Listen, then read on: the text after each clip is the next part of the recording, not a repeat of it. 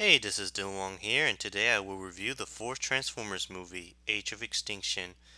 When I was a kid in the 90s, I never was a Transformers fan at that time. That was because Transformers was more popular back in the 80s. But I do, however, enjoy some Transformer cartoons like Beast Wars, Beast Machines, Armada, Energon, and Cybertron. They were enjoyable to watch. Though I will admit, the 80s Transformers cartoon was interesting, and I did watch Transformers the Animated Movie on DVD and it was fun.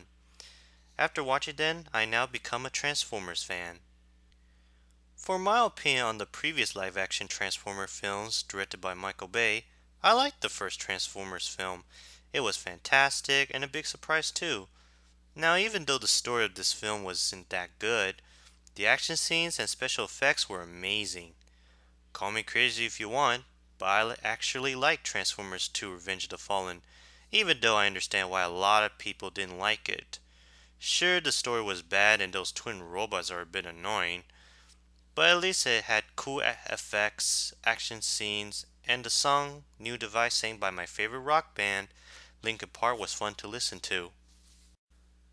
Although I do like Transformers 3 Dark of the Moon, the special effects and action scenes were very impressive, the songs by Linkin Park was great, but the only criticism I have for this film is that I don't like the killing off of Ironhide, because why you have to kill him off for?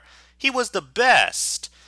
Some humans allied with the Decepticon, which I don't know why. I thought Decepticons hates humans. Sentinel Prime is the bad guy? Seriously? Why did they have to make Sentinel Prime as the bad guy? That is the weirdest idea I ever heard. Also, I'm not a fan of that girl who replaced Megan Fox. She may be a good model, but not a good actress. However, I had a good time watching that film. I also went to Transformers the Ride at Universal Studios Hollywood, and it was amazing. A very fun ride. Now, originally I thought Dark of the Moon was going to be the last Transformers film, but they decided to make a fourth film, which I was surprised. When I saw the trailers of this film, I became very excited to see it because they put Dinobots there. So now I finally went to see this film with my uncle in IMAX 3D. What do I think of this film? Well, I actually enjoyed this film, despite bad reviews from critics. Now I'm going to tell you why I like this film and why I disagree with the critics without giving anything away. Let's start with the story. The story took place 5 years after the events of the last film. The Autobots are no longer allied with the humans anymore. They are now being hunted down by the governments. It later cut to an inventor named Cade who lives in Texas with his daughter and later found a truck which turns out to be an Autobot named Optimus Prime. The government realized that Cade was hiding Optimus Prime in his barn, so he sent his men to destroy him. As a result, Optimus Prime, Cade, his daughter, and Cade's daughter's boyfriend escaped together to find the remaining Autobot survivor and put an end to this madness. I will definitely agree with a lot of people on this. The story of this film was bad. But what do you expect from a Michael Bay film? All of his movies he directed didn't really have a good story. Oh, and by the way, this movie's 2 hours and 45 minutes long. Man, does this movie have to be that long? Now let's talk about the special effects and the action scenes. The special effects of this film are amazing, just like the previous Transformers films. I really do like the designs of the robots and the ships. This film sure had a lot of explosions. Indeed. But of course, all the movies directed by Michael Bay had overuse of explosions. The action scenes, as always, are spectacular. It was fun to see the good and bad robots do battling with each other as well as buildings crumble. Now for the acting, directing, and music. This is the first Transformers movie with no Shia LaBeouf or any other cast from the previous films. Now I do like Shia LaBeouf. He entertained me on that old Disney show, Even Stevens.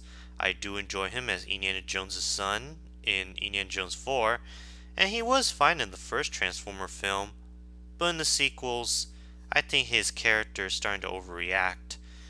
Now he's replaced by Kay, played by Mark Wahlberg, who has been in films like Three Kings, The Perfect Storm, Tim Burton's Planet of the Apes, The Italian Job, The Departed, Ted, and Lone Survivor. I think he did an amazing job for this role. His character Cade was a very caring father who cares for his daughter after his wife passed away, as well as fixing good things, and he wants to make more money so he can make a living until he met Optimus Prime, and he knows that not all robots are bad. He did better than Shia LaBeouf. Cade's daughter, played by Nicola Peltz, who was from that last Airbender movie, which was a mess, did decent in my opinion, even though I think she's pretty. Her boyfriend, played by Jack Rayner, was pretty forgettable. The scientist, played by Stanley Tucci, who is from the Hunger Games films, actually did a good job for this film. His character was like John Turturro from the previous films, but he was more funny and smart. The villain, played by Kelsey Grammer, who played Older Beast in the X-Men films, did better than the villain in the last film, but not memorable. Cade's best friend, played by TJ Miller, in my opinion was too much like that roommate in Transformers 2. For Sue, played by Ling Bingbing, was cool, but I felt she didn't have too much screen time. Now for the robots.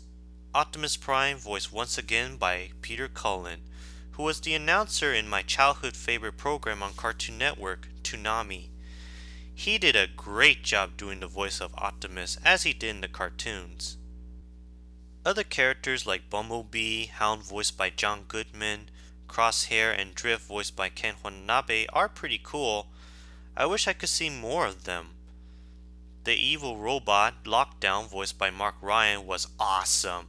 Lockdown is definitely one of the coolest Transformers villain. More menacing, ruthless, and dangerous.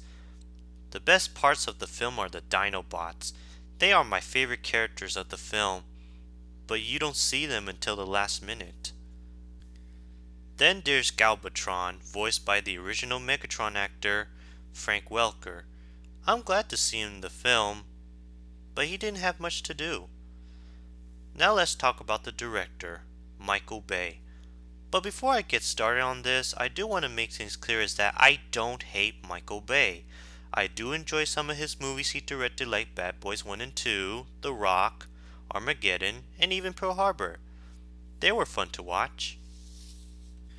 However, I don't trust him, especially when he served as a producer because he ruined those horror movie franchises like Friday the 13th and Nightmare on Elm Street. Of course, I am not excited for that new Ninja Turtles movie coming this August, but I'll give it a try. He may not be the greatest director ever, but he has made some entertaining films. Finally, the music composed by Steve Jablonsky, who composed the previous films. I think the music of this film was fun to listen to. This is also the first Transformer movie with no Linkin Park song, but this time it's Image Dragons. Well, it's not as good as the Linkin Park songs, but I enjoy it and it was a fun song. Overall, I had a good time watching Transformers Age of Extinction. Although the story was bad, the acting, with the exception of Mark Wahlberg, Stanley Tucci, Ling Bingbing, Peter Cullen, Mark Ryan, John Goodman, and Ken Watanabe, were not that great. And some of the parts in the film didn't make any sense. It's still a fun film, but I wish they should not make this movie too long. It could have been just 2 hours and 1 minute. That's it.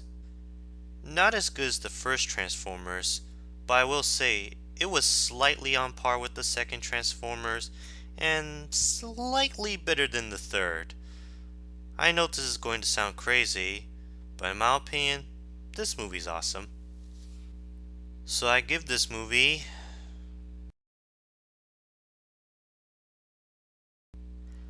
3.5 out of 5 nuclear bombs. If you're a fan of Transformers, I suggest you should check it out. Remember, it's an entertaining film. Now I understand why this movie's getting bad reviews, but we don't have to agree with them. Just have fun.